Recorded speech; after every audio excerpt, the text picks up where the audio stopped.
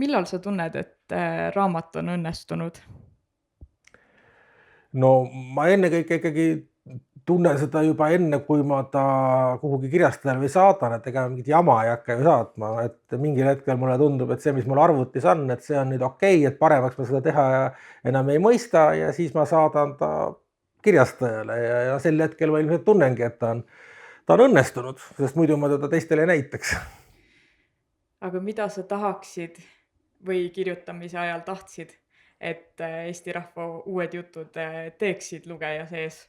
Tead, ma ei mõelnudki selle peale eriti, sest mulle lihtsalt nagu meeldis neid kirjutada ja mul nagu puudus igasugune sihuke ärev soov neid kohe rahva ette tuua, et muidu võiks ju eriti siukseid lühijutte kirjutades võiks ju, et sa kirjutad paar juttu valmis, siis viid kuskile ajakirja juba, et saaks ruttu rahva ette tuua selle, aga mul nagu seda mõtet üldse ei olnud, et ma vaikselt tegin neid selles tempos nagu nad tulid ja siis, kui neid sai lõpuks 15 tükki kokku, et siis tundus, et aitab kah selle raamatu jaoks ja siis ma, eks ole, saatsin nad ära ja mul nagu mitte mingit eesmärki nendega ei ole, et neil ei ole mingit propagandistlikku ega ideoloogilist tagapõhja, et nad ei ürita mitte midagi õpetada, väita, tähelepanu kuhugi puudustele suunata, et nad on lihtsalt enda suureks lustiks kirjutatud. Aga ambitsioonidest rääkides, ma mäletan, et kui Ott Tänak sai maailmameistriks, siis ma mõtlesin sellele, et huvitav, kas ta nüüd tunneb mingit tühjust ka või et kuhu siis nüüd edasi või nii. Sina ju mingis mõttes oled Eesti kirjanduse Ott Tänak või et sa oled nagu kõik ära saavutanud või et saanud, mis vähegi on auhinnata või kas sa igatsed veel, et mida juhtuks? Ei, selles mõttes mingis vanuses kirjaniku puhul loomulikult on, et kui tema loomingut kujutada ette niisuguse kaetud lauana, siis tõesti laud ongi kaetud. Sest ega ju tekstid nagu ei kao, nii nagu ütleme, näitlejal rollid löövad maha ja siis nagu uus põlvkond ei saagi näha, milline ta omal ajal tippajal oli, et raamatud jäävad alles, laud on tõesti selles mõttes kaetud ja praegu nagu uusi teoseid kirjutades on umbes nagu niisugune tunne nagu Gruusias, kus tõesti ka laud on paksult täis ja siis ikka tuuakse veel šašlõkki veel, kui kõht on juba väga täis ja kõik on veel alles ja pannakse veel üks liud sinna keset plärtsti maha. Aga miks sa ikka kirjutad? Miks ma ikka kirjutan? No sellepärast, et mulle meeldib, samamoodi tegelikult ju paljud inimesed, kes töötavad võib-olla niimoodi tõesti ainult selleks, et oma arved saaks maksta, imestavad, et miks Hollywoodi staarid, kes teenivad ühe filmi pealt mitu miljonit, et miks nad ikka käivad veel hommikust õhtuni võtteplatsidel ja miks nad ei leba lihtsalt hommikust õhtuni basseini ääres. Aga nad lihtsalt tahavad, see ongi nende elu, et neil oleks igav seal vedeleda basseini all ja mul on selles mõttes ka, et kirjutada on ju lihtsalt tore. Ja paratamatult, kui sa oled midagi valmis kirjutanud, siis sa pead selle avaldama ka. Selle raamatu pealkirjas sisaldub sõna uus. Mina mõnikord mõtlen, et kas üldse on enam midagi uut öelda, et kõik on justkui ära juba kirjutatud. Kas sa ka vahel selle mõttega heitled?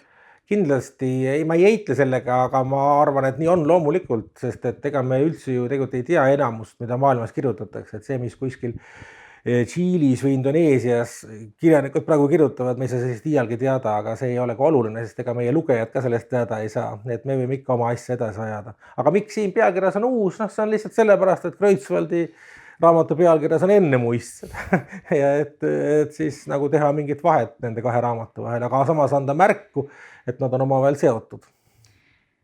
Selle seose kohta sa ütlesid, et presidendi raamatuklubis, et head asja on ju mõnus näppida või umbes kuidagi nii.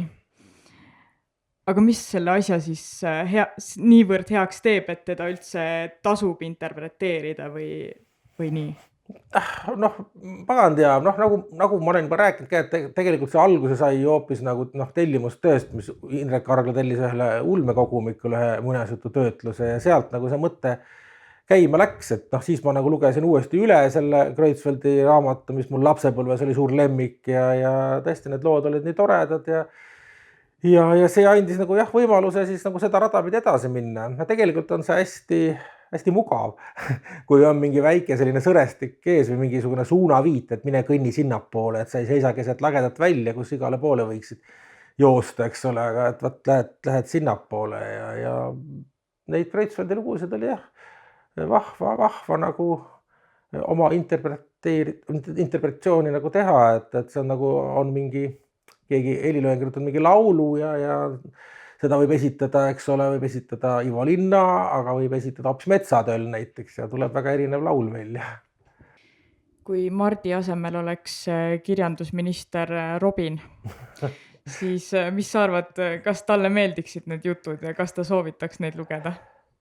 Õnneks koeral on hoopis teised huvid, et koer ei ole kirjandusminister, koer võib olla mingi vorsti või kondiminister heal juhul. Nii et las Mardile jääda tema töö, tema teeb seda hästi ja Robini töö on olla lemmikloom ja sellega ta saab ka suurepäraselt hakkama. See on tõsi. Kuuvalgel vihtlevates neitsites see Lembitu ema ütleb, et miks ei võiks inimesed lihtsalt elada lihtsa inimese elu, süüa lõunaks kartuliputru, et miks peab kogu aeg mingit saladust ja müstikat taga ajama. Kuidas sulle tundub? Kas peab natukene saladust ja müstikat ka olema või saab selle lihtsa eluga ka hakkama, sest mulle tundub, et sinul on seda oskust täiesti lihtsast inimesest ka kirjutada. Jaa, ma olen nagu jah, mõlemad pidi nõus, et väga tore on elada ka see lihtne elu kartulipudru ja haklekastmega iga päev. Aga noh, samas mingisugune selline müstik ja saladus võiks ka olla ja siin ongi nagu see, et on olemas elu ja on olemas kunst ja kirjandus ja need ongi väga erinevad asjad, et ega ma enda ellu ka ei tahaks mingit eelist müstikat. Mulle meeldib, kui kõik on ratsionaalne ja toimib, aga samas fantaasiamaailmas väga tore igast asju välja mõelda ja leida just võib-olla seda maagiat ja salapära just selles lihtsas elus, et ei peagi tingimata lendama kuskile kuu peale, et seda leida, vaid seda eriti just näiteks lasteraamatutes võibki ju panna askeldama just nimelt need samad mingid esemed seal köögis, et kulbid ja viinerid ja frikadellid ja kas või koera kakajunnid õues, eks ole, et kõik nad elavad oma salapärast ja maagilist elu. Presidendi juures teil tuli juttu sellest ka, et sa oled kirjutanud umbes 2 kirjanikust, et sul rohkem kirjanikest karaktereid väga ei olegi. Miks see niimoodi on? Tead, tegelikult on neid ikka rohkem, et mul on näiteks siiamaani Draamateatris näitemäng Vaimede tund Koidula tänaval, kus tegelasteks on Tammsaare ja Mati Unt. Siis mul on olnud näitemäng Keiserlik kokk, kus peategelaseks oli Douglas. Siis on mul olnud ka näidend Lutsust. Ja nii et ikka väga paljud minu lemmikkirjanikud on kuidagi minu loomingusse ikkagi jõudnud, nii et ei ole ainult 2. Ei ole tõesti.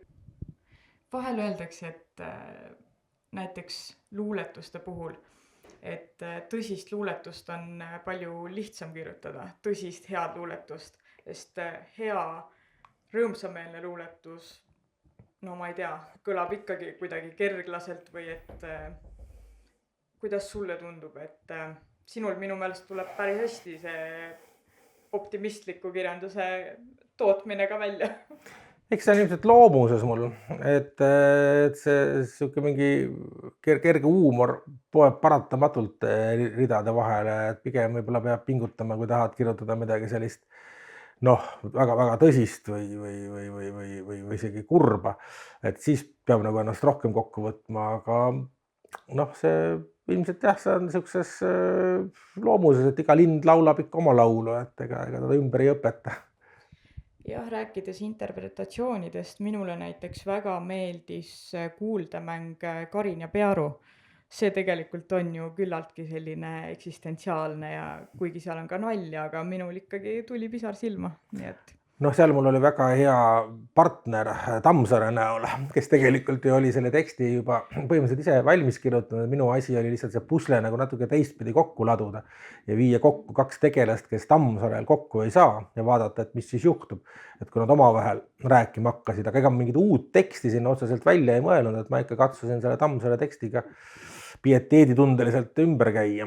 Et see oli hästi tore näitemäng, jah, seda oli tore teha, et see ongi siuke hästi vahva mängida selliste kirjanduslike tegelastega, kes on juba ammu olemas ja siis tõstad neid nagu mingisse teise positsiooni, et väga palju ma olen nagu Lutsu tegelastega teinud kõikvõimalikke machinatsioone ja pannud neid kuidagi hoopis teisi asju ajama, nii et eks need siuksed suured karakterid on ju meie ühine maavara, et umbes nagu fosforiit ja paekivi, et samuti on kõik Lutsu ja Tammsaare tegelased. Taastuv ja taastav maavara. Nemad on täiesti siuke maavara, mida pruugi nii palju kui tahad, ega nad ära ei kulu ja ära kuhugi ei kao. Lõpetuseks küsin seda, et ma kuulsin, et üks sinu raamatuesitlus kestis umbes nii 17 minutit. Ei, palju vähem. Ma ei ütle nüüd 17 sekundit, aga ütleme 2 minutit võib-olla tõesti. Jah, umbes nii, mis toob mind küsimuseni, et kui palju sind ennast huvitab, kui kirjanik räägib oma raamatust või kui palju sind huvitab üldse kirjaniku taust, kui sa kirjandust valid või? See on nii ja naa otseselt ju tingimata ei huvita, sellepärast, et ma mõtlen, kui ma lapsena lugesin näiteks ja oma lemmikuid Astrid Lindgren, Uwe Janssonit, ega ma lapsena absoluutselt ei teadnud isegi, mis soost nad on või tegelikult see nimigi mul ei olnud oluline, lihtsalt see lugu oli tähtis ja põnev ja alles hiljem ma siis olen teada saanud, kes nad täpselt olid või nii edasi ja see annab muidugi midagi juurde, aga see pole oluline ja kui sa loed ka näiteks mingid väliskirjanikke, ega sa tingimata ju ei pea tutvuma enne nende elulooga, et lihtsalt see tekst on niivõrd lahe ja sa naudid seda, Eesti kirjanike paratamatult sa natuke tead. Aga ega see ei sega, aga ma ütlen, et see ei ole esmatähtis. Aga miks ma nii lühikese esitluse tegin, ma arvan, et esitlusel on oluline see, et sõbrad saavad kokku tulla, nad saavad osta odavamat raamatut, saavad küsida autogramme ja kui on hea esitlus, siis nad saavad võtta ka võib-olla pitsikese ja süüa palakese. Et selliseid esitlusi on tänapäeval väheks jäänud, aga see eeskava seal enne, et tund aega jätakse juttu, seda tingimata ei pea olema. Aitäh, Andrus! Palun! Peedikopli kandis kuuldi öösiti metsast ikka hirmsat vingumist. See kõlas nagu üritaks mõni oskamatu vussnäpp kangekaelselt viiulit mängida, hoolimata sellest, et ta peale külmavärineid esile kutsuvate kiunatust ja midagi muud esile manada ei mõista. Aga kui siis mõni julgem mees vaatama otsustas minna, et kes see pimeloom, kes see tööd sellist hirmsat kassikontserti annab, siis polnud viiulitega viiuldajad kuskil. Küll aga oli kuuvalgel ööl selgesti näha ühte pirakat konti, mis 4D ristil vedeles ja koledaid hääli kuuldavale tõi. Iga viu ja viu, viu ja viu. Keegi ei usaldanud vingujale lähemale minna, sest ega see ju õige asi pole, kui üks kont vaikida ei suuda, vaid südant lõhestavaid kriiskeid taeva poole paiskab. Päris jäle oli seda näha ja kuulda. Nii ei kippunudki peagi enam keegi metsa, vaid lepiti sellega, et laane hämaruses ilged asjad sünnivad. Kondi kaebehääli kuuldes üksnes sülitati südame täiega ja pandi aknad kinni, et hele vingumine und eemale ei peletaks, sest hommikul oli ju tarvis varakult ärgata, nagu tööinimesed ikka. Ainult kool ja luul pole kuhugi kiiret. Tema tööd ja toimetused on siin ilmas juba lõpule jõudnud, aga seda, miks tal ei ole lubatud igaveses rahus hauas puhata, ei teadnud keegi ja polnud seda ka kelleltki küsida.